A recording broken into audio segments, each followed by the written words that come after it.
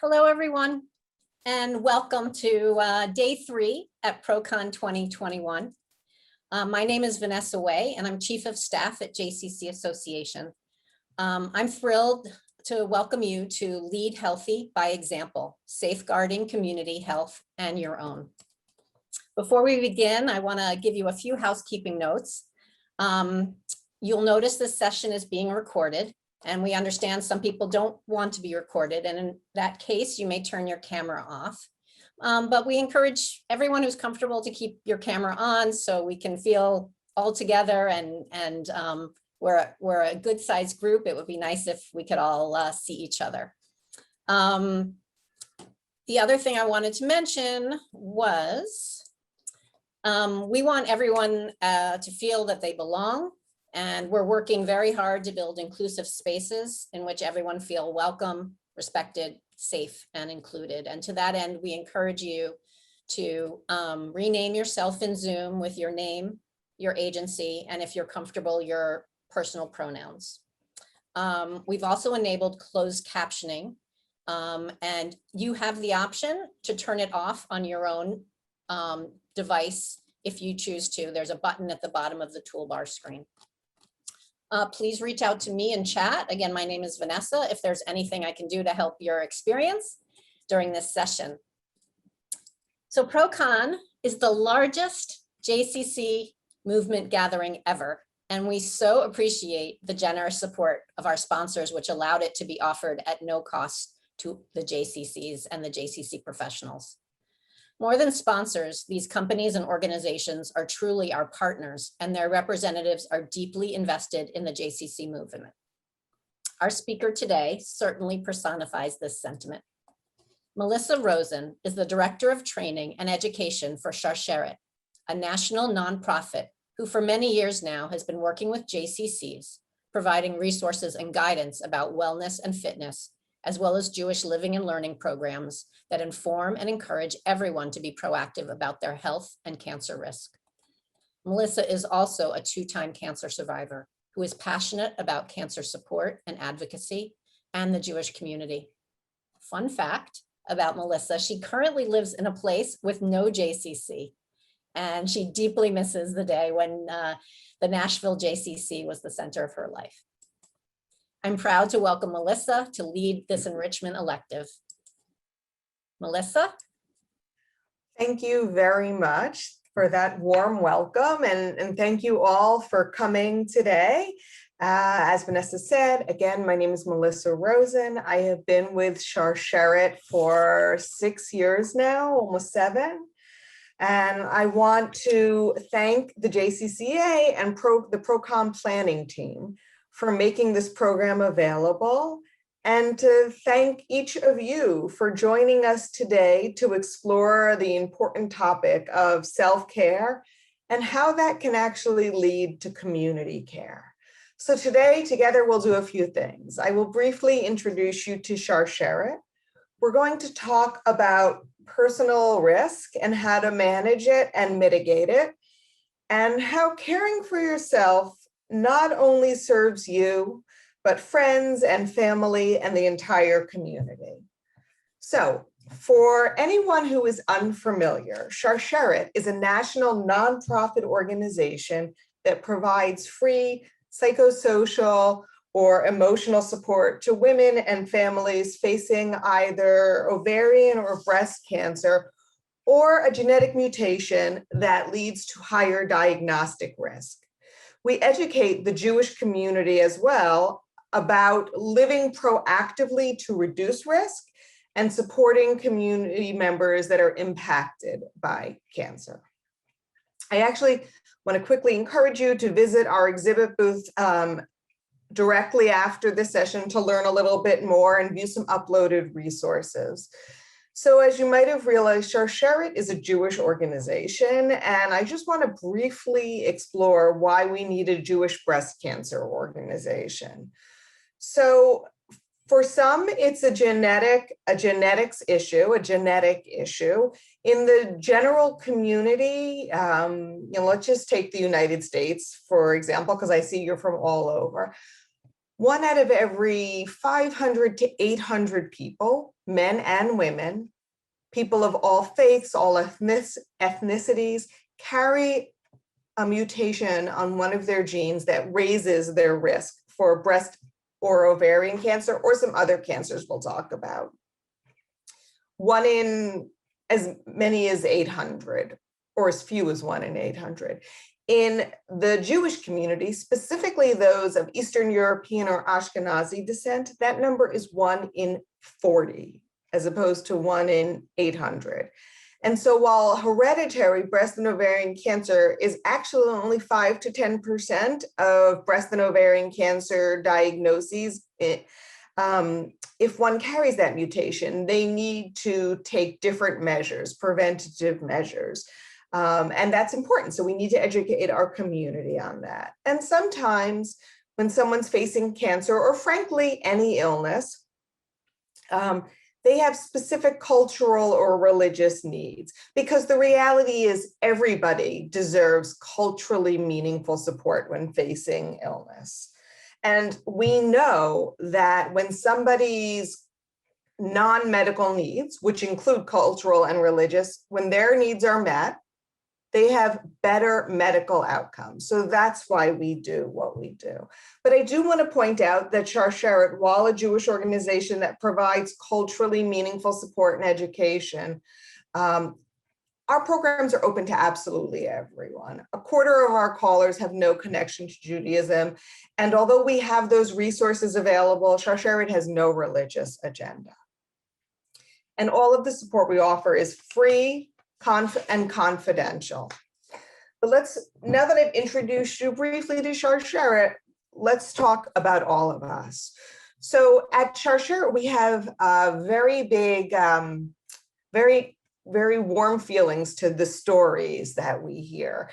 They really motivate us. And we'd like to think that everybody has a Sharsheret story. So maybe you already know somebody that was helped by Sharsheret. Maybe you've run a program at your J, or maybe today is the start of your Sharsheret story and you'll continue to be involved with this very important issue. But I want to start by sharing my Sharsheret story. So I was diagnosed with breast cancer 7 years ago, and my diagnosis was actually because of radiation therapy from a previous cancer. Because I had had that earlier treatment some 17 years before my breast cancer diagnosis, we decided together, my doctor and I, to start mammograms early and to alternate mammograms with more high-tech MRIs. My first MRI, which was meant to be a baseline, caught my breast cancer. And I want to say that because of that MRI, it caught it at a very early stage where it was very treatable. And I was not working for Sharsheret at the time. I was working at a Jewish nonprofit, but not for Sharsheret. And I did rely on them throughout my treatment. I do have to say that I didn't tell you my story because you need to hear a story of someone who had faced cancer. We all know people who have had cancer. I told you my story for a very specific reason, which is I knew exactly, in consultation with my doctor, what needed to be done to reduce my risk in the future, how to monitor myself for my own personal needs. And if you take anything away from today's session, it's going to be to take personal responsibility for your health.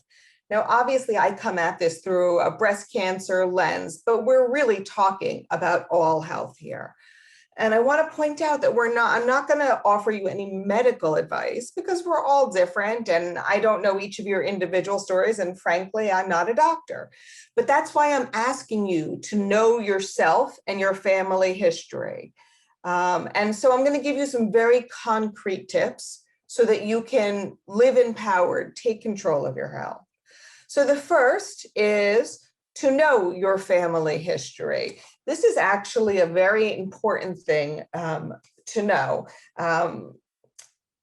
Ask your family about what cancers people have been diagnosed with, and not just breast or ovarian, but any cancer. What you want to know is what type of cancer, who the relation was to you, and the age of diagnosis, right? Because clearly we're more worried about a diagnosis of someone in their 30s than we are of someone in their 80s. Now, I'm asking you to note all types of cancer because the field of genetics changes so rapidly. Like I said, I've been at Sharsheret almost 7 years. And when I started, we were a breast cancer organization with an ovarian cancer program. Shortly thereafter, we were a breast and ovarian organization. Then we started talking about breast, ovarian, and related cancers. And as of this year, because we've become more knowledgeable about genetics and risk, we now don't just say and related cancers. We know that the same mutations that raise risk, diagnostic risk for breast or ovarian cancer, also raise diagnostic risk for pancreatic cancer, for melanoma, for prostate cancer, and in some cases, even colon cancer. So we want to know all that information. And I recognize that's not an easy thing to do. For some families, it's gathering around a dinner table, or maybe in this case, a Zoom call, and just having the conversation. Everybody's very open about it. For others, it might be quiet one-on-one conversations, and even then, uncomfortable. But I think the thing to make it easier is to remind whoever you're speaking about that this information is life-saving. It still blows me away that we have callers at Sharsheret that learn after they were diagnosed that their mother also had breast cancer, that their sister had cancer, and the information hadn't been shared. But had it been shared, that person could have been screened for genetics, genetic mutations, and maybe taken action to prevent a cancer diagnosis or to be diagnosed earlier. So this is truly life-saving information. By the way, you should know a couple of things. If you Google family tree through the Sharsheret website, a form will pop up so that you can fill it out. The other thing is sometimes people will say to me, I'm not getting screening. I don't need my family history. The reality is that I would never remove a healthy body part, so I'm just not going to do it.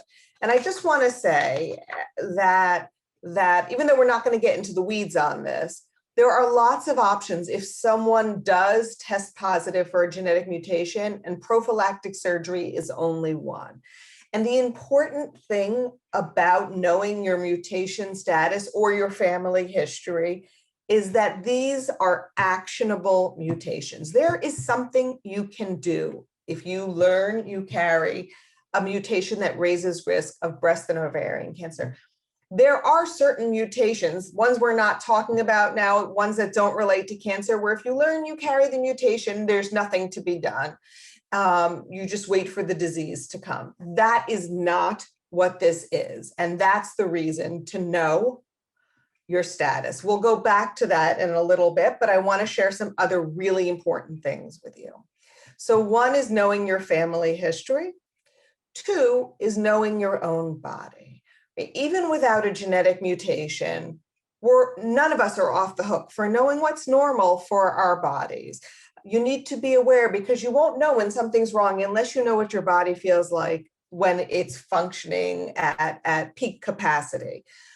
Even without a mutation, 1 in 8 women will be diagnosed with breast cancer in their lifetime. And so we all want to know what our body feels like when it's functioning at peak capacity, like I said. Let's talk, since we're a small group and we're a group of women, let's talk a little bit about signs and symptoms. So everybody knows that if someone feels a lump, that's scary and that's breast cancer, except for what everyone knows is probably a little bit wrong. So first of all, most lumps that women find in their breasts are not cancer and are not a reason to panic. They're probably a reason to see a doctor to rule it out, but they're probably not breast cancer. We also think of lumps as within the breast tissue that we identify as breast tissue, but I just want to point out that a breast cancer growth might be above the breast or below the breast, or even in the armpit, otherwise known as the axilla. So know that. And then any unexpected changes to your breasts, whether it's a change of size, color, texture of the skin, anything like that, those are also reasons to consult a doctor. Again, probably nothing, but you want to rule it out.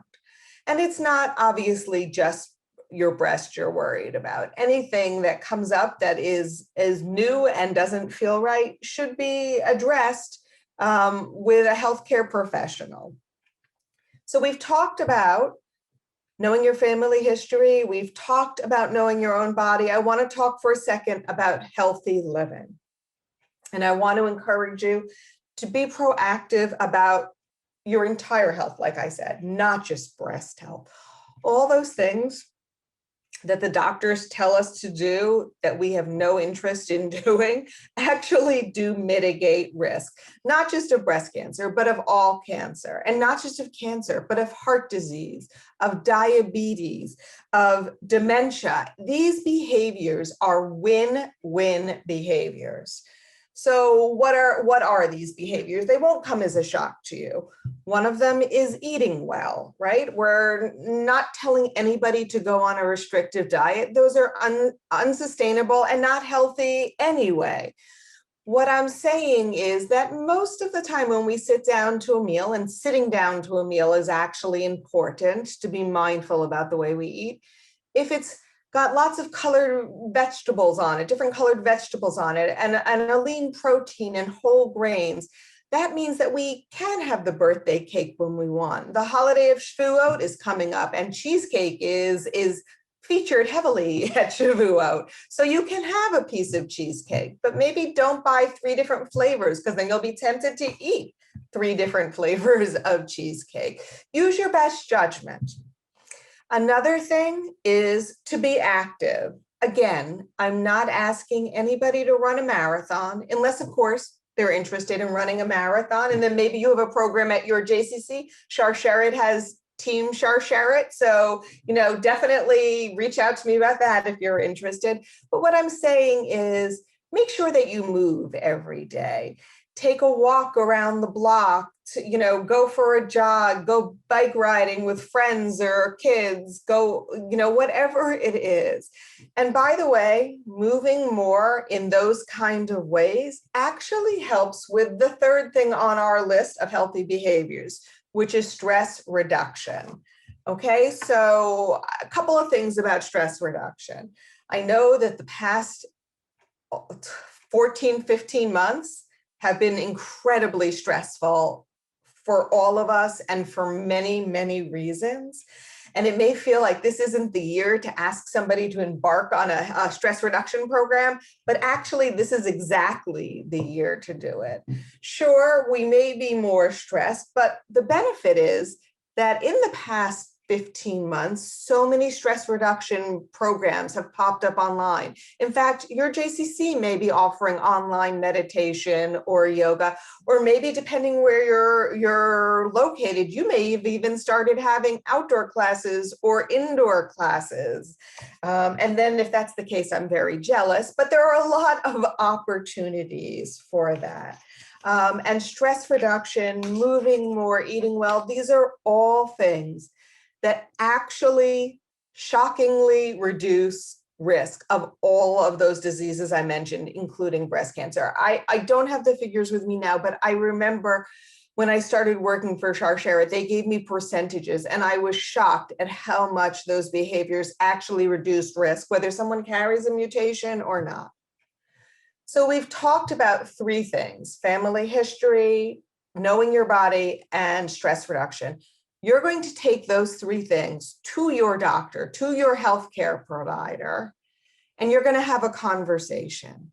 And together, you're going to create 2 screening plans. One is a genetic screening plan, which may or may not be necessary. Your doctor could say, with all this information, it looks like you're at average risk and you don't need to be screened. Your doctor could say, you know what? you have a few different cancers in your family history, and a couple of them are really earlier than we would like to see. Let's get a screening, which, by the way, is not a big deal. You either, it's either spitting in a tube or a quick blood draw. In addition to that screening, and if you get the genetic screening, the results of that screening, along with everything else you've brought to the doctor, will help to create a preventative screening plan for your life moving forward. Yes, of course, we're talking about breast cancer and mammograms and maybe ultrasounds, and depending on your risk, MRIs, but we're talking about all sorts of things. We're talking about colonoscopies, we're talking about eye health, we're talking about getting vaccines, the flu vaccine, whatever, on an annual basis, whatever this plan is. We're talking about a plan to keep you healthy. And certainly as women, and it looks like I did see a man's name, but it looks like right now we're all women on the screen. Mammography is a big part of it, but not the only part. And that's important to keep in mind. Okay, so you have a screening plan that you've created with your healthcare provider. This is the next thing I'm going to talk about. Commit to those appropriate screenings, make those appointments, and don't push them off. Do you know that in some parts of the US this past year, mammograms are down 95%.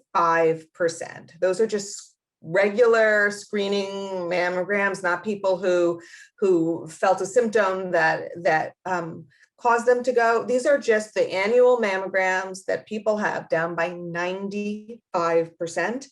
And the National Cancer Institute has said that they believe that the reduction of preventative screening mammograms is going to impact cancer mortality for the next decade.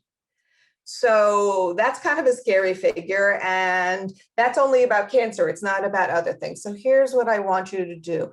Make those appointments, commit to those appointments. Don't push them off, right? You know, we're talking about COVID because that was an obvious reason that people push things off. That's no longer true. While screening mammograms were postponed at the beginning of the pandemic, they are not being postponed anymore.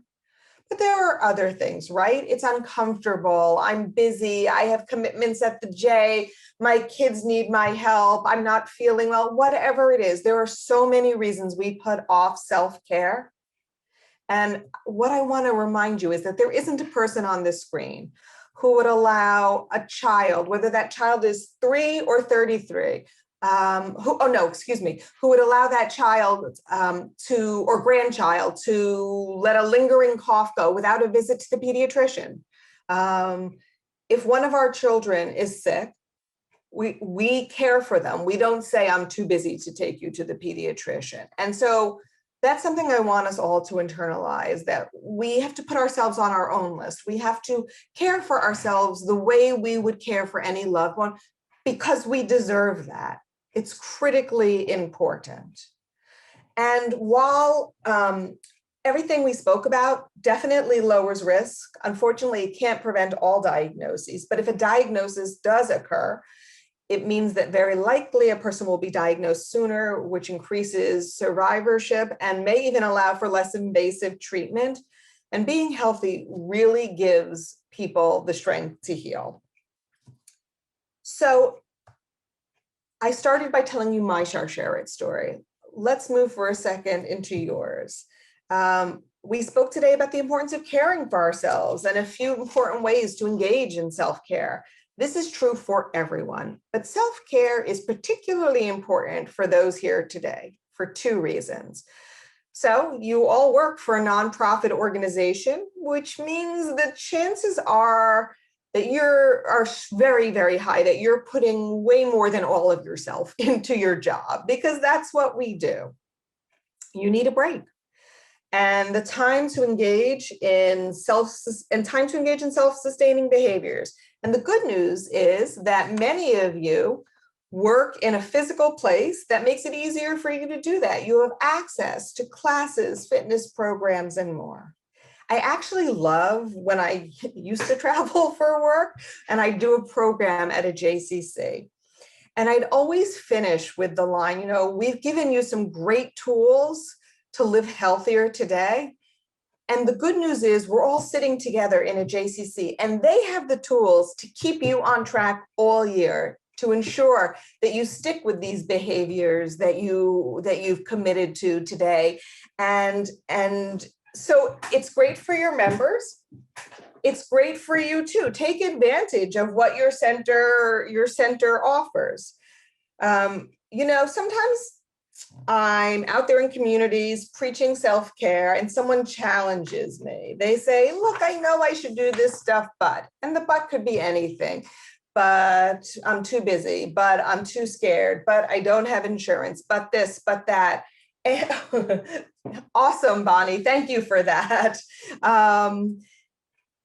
So sometimes I need to reframe it. Yes, it is critically important that you care for yourself the way you would care for any loved one.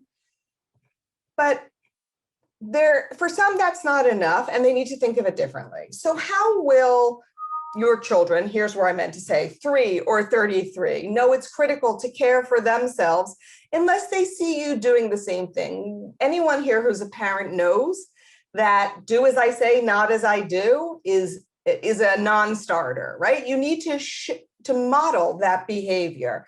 And how will your neighbors, the members of your synagogue, your church, your community club know that it's important, right? So you see where I'm going here, right? How will members of your JCC know that using the fitness center, attending a class, joining a community Shabbat dinner, know that it's about much more than getting their membership money's worth, unless they see you doing it? The things I spoke about today are definitely about you, but they also, all these behaviors affect others in your orbit. Your behaviors become mentoring behaviors to all those around us. And I know we understand how important that is. Now, at the start, I mentioned that Sharsheret provides free support to those impacted by breast or ovarian cancer, and that we also educate about risk-lowering behaviors. And that's really what we spoke about today. And that education and acting on that education is really where JCCs shine. Health and wellness may be the most obvious, as movement and a healthy BMI are key factors in risk reduction for lots of disease. But adult programming is also a great venue for this type of education. We've done programs with JCCs on health empowerment similar to this, on creating a caring community, on hereditary cancers in the Jewish community, and so much more. And Jewish life and learning is also often a part of educating the community. Sometimes it's through communal Shabbat dinners with guest speakers. Sometimes it's through youth mitzvah projects, but there are a lot of opportunities. You can see there are so many ways to continue your Sharsheret story, both personally by engaging in preventative behaviors and committing to the appropriate screenings, and professionally by being a role model to community members and working to educate them as well. So before we ask if there are any questions, I have some final requests for you. Take a moment to check out our website and like us on social media. We're on Facebook, we're on Twitter, and if you're an Instagram person, our account is actually really blowing up right now. Visit our exhibit booth. We have, I think in a half an hour, an exhibit booth where I'll be there to answer any questions. But I also have some documents that relate to the JCC and relationship with Sharsheret you can look at. And then perhaps most importantly, remember that if you know someone who would benefit from some free support while going through genetic screening or a breast or ovarian cancer diagnosis, we help people nationally. And all of it, like I said, is completely confidential, completely individualized based on someone's need, and completely free. And that being said, sometimes people will say to me, oh, I really wish I'd reached out when I needed you, but I didn't want to take support away from someone who needed it more. Needed it more is not a phrase in Sharsheret's language. We are there for everyone. We are there for people who have strong friends and family support and people who don't. We're there for people who have a great medical team and people who don't. We're there for people who are insured, underinsured, or not insured. It's not about the financial and emotional resources you have or don't have. It's about additional support to complement what you already have. So nobody should feel like it's not appropriate for them to call Sharsheret. Okay, I am happy to answer any questions about what we talked about what Sharsheret does, about working with JCCs, anything. And we're a nice enough group that just unmute yourself and ask the question. Hi, how are you? I'm Sharon O'Brien Hi. from Hartford, Connecticut. And I have a couple different things. First of all, do you have like a flyer or pamphlet or something that we can have available to our JCC members that about Sharsheret? We actually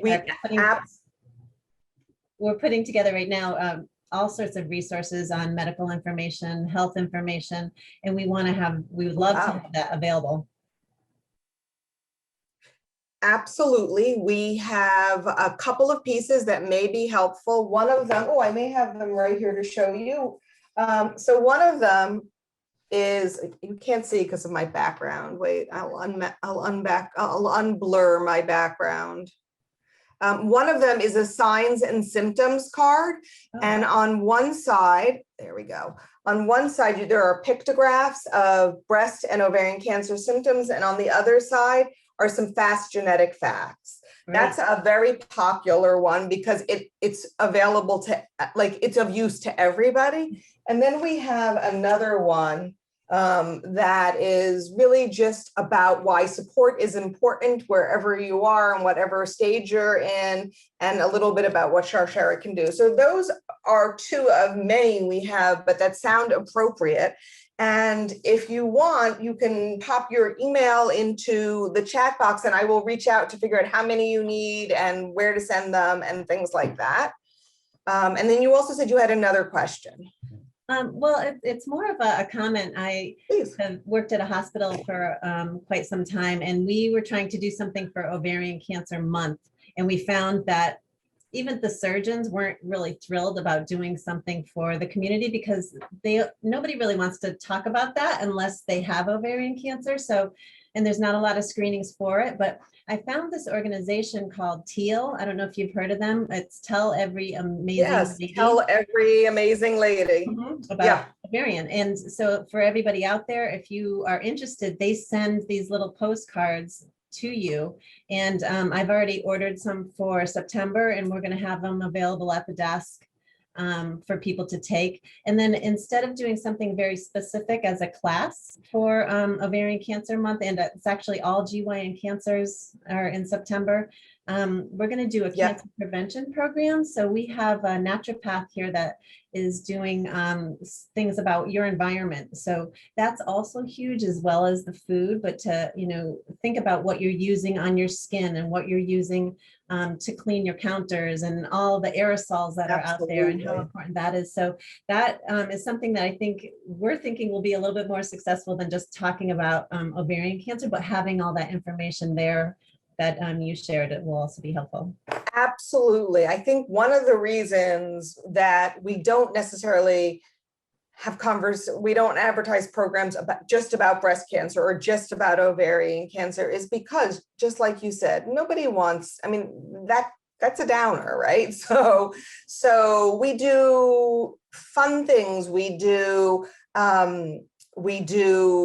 proactive things and throw the education in there. In other words, so we're talking about how to live healthfully empowered, or we do an education, an exercise class and learn about this. We'll do a challah bake and learn about some information. Or Shabbat a collective Shabbat dinner. We'll talk about how to ensure that people in your community that are facing illness feel cared for, and how important it is to, let them know that they're still a valuable member of the community and things like that. We always pair it with something, because we found exactly that. It's a really good point. So, and you said you were going to have stuff out in September. A lot of the JCCs we work with do something in one community. It's called a pink out, and that sort of is what sticks with me. Yeah. But their staff will get T-shirts made, and they'll have a big pink table with pink balloons with all sorts of educational resources, or teal and pink, or whatever, because teal is the color for ovarian cancer. And they'll do a couple of educational classes that day, an exercise class, a class like you were talking about, how to remove dangerous ingredients from your life, or things like that. Yeah. So yeah, absolutely. It has to be paired with something else. Yeah. Thank you. That was Thank great. you. Anyone else?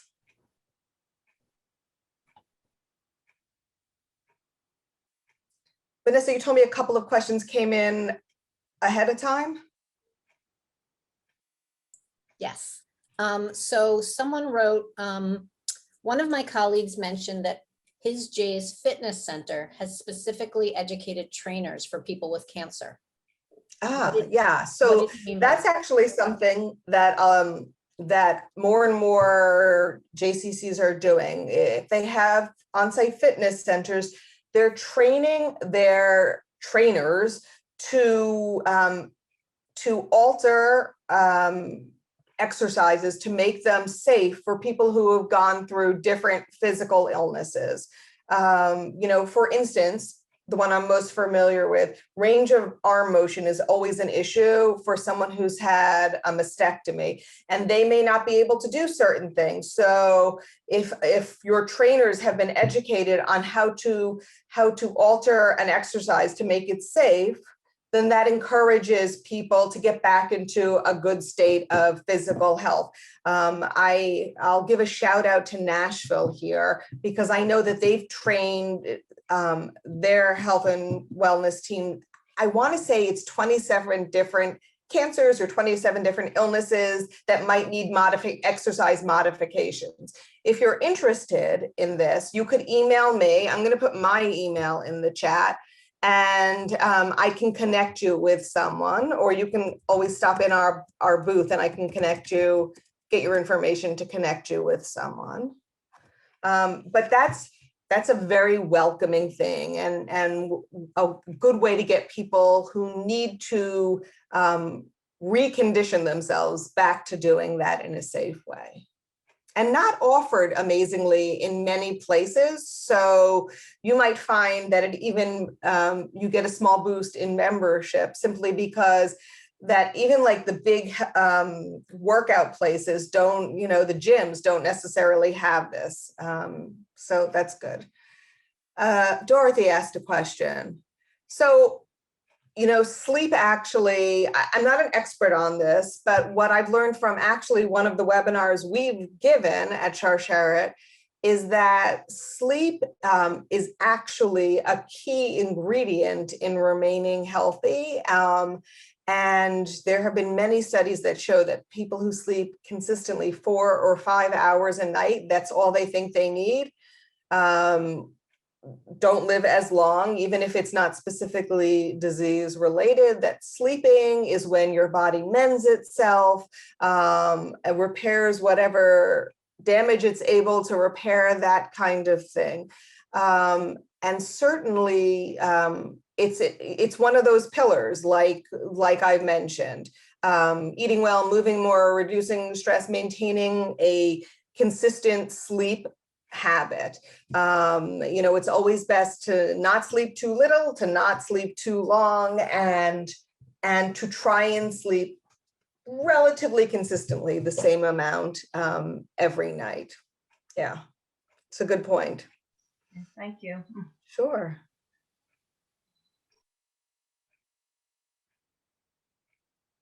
Another question That's amazing. oh, Okay, sorry, go ahead. no, do you want to respond to Sharon's? I would love to hear more. I'd love for all of us to hear more about it. One of the things that I also did at the hospital I worked at that we're going to bring here is just a developing mini programs, not just for cancer. We're thinking about doing it for heart and diabetes as well, but we have everything here. We have this fantastic fitness classes. We have Jane's aquatics classes, who's on this call as well, and having just trainers who can focus on personal training for those who are coming out of cancer and just really helping them. And because most of it for cancer patients, I think too, is that they're scared to get back into it, scared about how much can they do. So we're thinking about putting a program that will have all three things for their wellness: the nutrition, the stress management, and the fitness, so that they can come in, and it might be small groups we're hoping to do. And then they have that camaraderie too, which I think is really going to be helpful, because people want to share what's going on with them. So I think any Jewish community center that has fitness should bring in some of those other things, other wellness pieces with it, because I think it's invaluable, and the hospitals don't always have it. It's surprising, but that's true. Hospitals don't always have it. You could be offering something unique in your community. And I want to follow up on something you said, Sharon. You talked about camaraderie. So often JCCs will say, oh, well, we're obviously not offering support groups. And then we reframe it and talk about something called experiential support groups, which is basically what you're looking to create. These are people who have been through a similar situation. They may be at different stages. Somebody might be just in the diagnostic stage. Somebody might be a 20-year survivor. But what happens is that you offer programming that's of benefit to all of these people, whether it's a nutrition class, an exercise class, anything like that. And over time, it becomes, by default, an experiential support group. They're doing things together. They are learning from each other's experiences, and you'll find that the group kind of moves together because that's what they've become.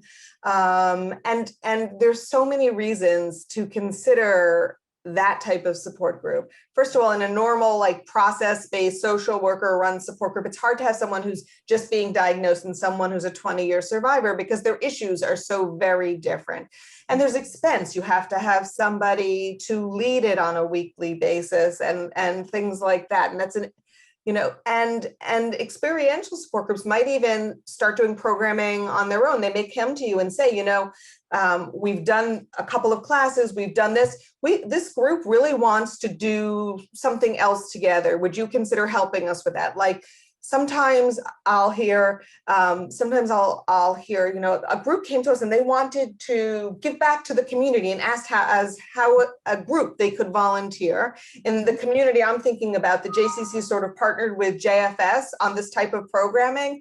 And so they packed bags for those who had food insecurity. So it may grow to even beyond what you originally envisioned, but it's an amazing resource for the community. So Sharon, thank you so much. You're welcome. And it puts them in control too. I feel like they're out of control so much when they have cancer.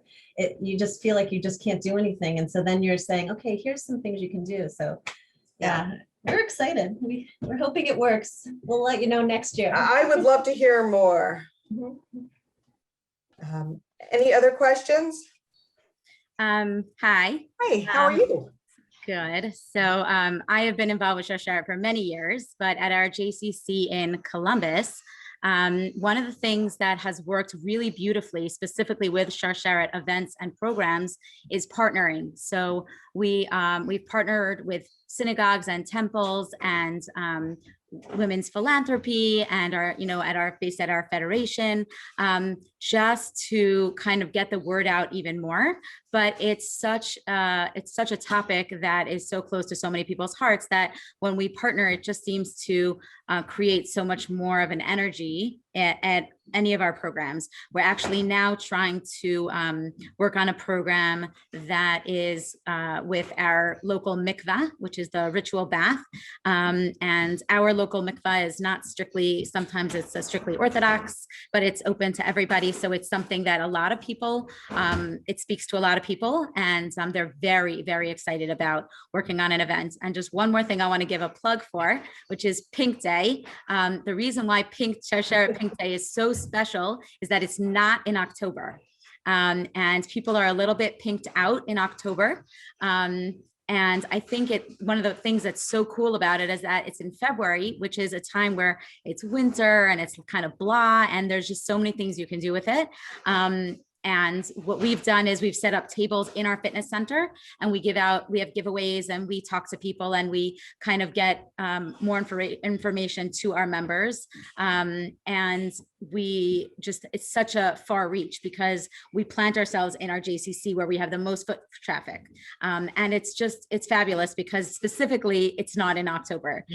So that's kind of a favorite of ours. And all of the staff wear pink, and the fitness staff and the preschool parents, we ask them to wear pink, and it's a very special day.